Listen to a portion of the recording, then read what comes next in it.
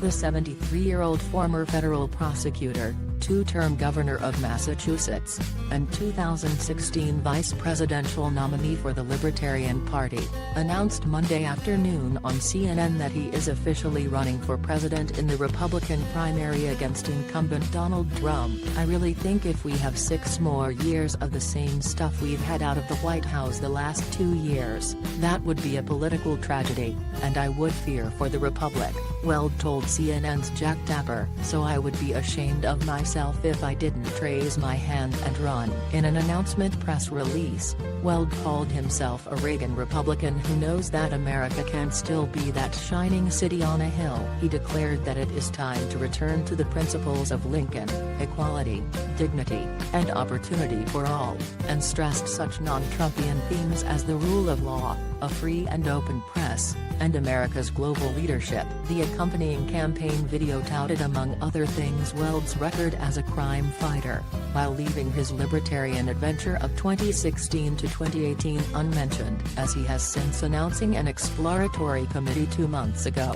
Weld Monday stressed 4 Trump demerits: the president's deliberate divisiveness, casual disregard for the rule of law, incuriosity about climate change, and fiscal profligacy. "Donald Trump is not an economic conservative, he doesn't even pretend to be," Weld told Tapper, "and, you know, the country deserves to have some fiscal restraint and conservatism and cutting spending in Washington, D.C.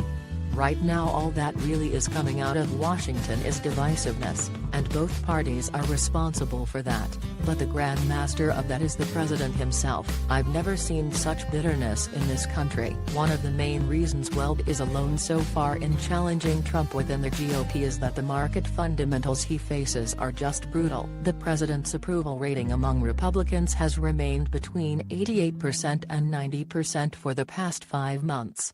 According to Gallup, Trump raised more than $30 million in the first quarter, and has consolidated power within the Republican National Committee to a degree frequently characterized as unprecedented. And the early head-to-head polling, if anything, is worse. An Emerson nationwide survey released this week has Trump beating Weld by a staggering 70 percentage points. More ominously, the same company this month found a 64-point margin in Weld's home state of Massachusetts. The Weld campaign has a theory that if New Hampshire polls start creeping toward the high 20s, then you're near the Buchanan benchmark of 37% back during Pitchfork Pat's 1992 primary challenge to then-President George H.W.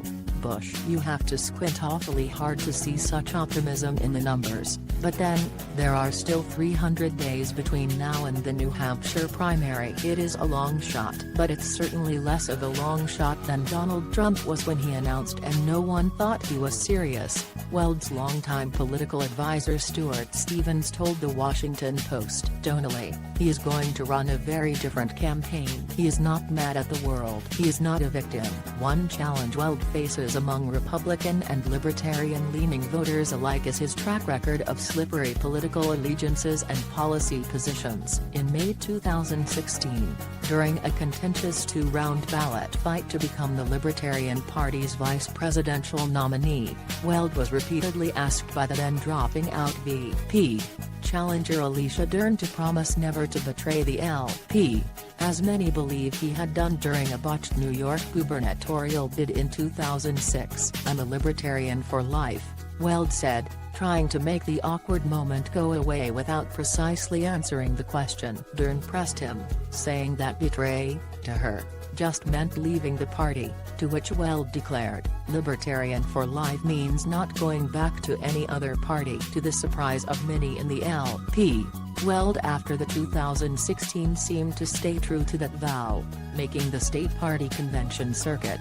endorsing libertarian candidates, and talking about the need for America's third party to take the 2020 presidential election seriously. As recently as the second half of 2018 he was describing his separation from the GOP as being free at last, arguing in a Reason debate with Rep. Thomas Massey, Archive, that if we want a new broom to sweep keep things clean in Washington, the answer is not the R Party or the D Party. It is the Libertarian Party, and declaring that it is our bounded duty to destroy by every means at our disposal the two-party monopoly. He switched to the GOP just 3 months later. On Monday, Tapper asked the newly reminted Republican whether he would run as an independent in case the primary challenge fell short. Weld's answer contained loopholes you could drive a truck through. No, I don't think so, he said. But I could not support Donald Trump for president. I'm not saying I would ever endorse a Democrat in this race, but I could not support the president. As per usual with the orange-haired Brahmin, Weld's announcement Monday produced mixed reactions among libertarians. LP National Membership Manager Jess Mears, who worked on the Gary Johnson, Bill Weld campaign in 2016, was magnanimous. Fox Business Network's Kennedy, who eviscerated Weld after his infamous last-minute vouching for Hillary Clinton on MSNBC's The Rachel Maddow Show, was somewhat less enthused. Weld, at a year older than Trump, would be the oldest president in U.S. history. He hasn't won an election in a quarter-century, back when Pete Buttigieg was 12. He is a deficit hawk in an era of debt denialism, a proudly elite globalist in a time of ascendant populist nationalism, and a pro-choice, pro-amnesty Republican who backed Barack Obama in 2008 and urged major party voters in 2016 to choose Hillary Clinton over Trump. There have been more improbable campaigns, but not many. Reason has interviewed Weld many times, producing the kinds of comments over the past 3+ years you would not normally expect from a competitive Republican politician. The Libertarian Party is more congenial to me, dogmatically, ideologically, than either of the other two parties, he told me in November 2017, while vowing that he was going to stay in the LP. Because the Democratic Party is not fiscally responsible and the Republican Party is not socially tolerant. We shall soon see whether the GOP is tolerant of internal political competition, or whether Trump will be no more bothered by Weld than Richard Nixon was by Pete McCloskey.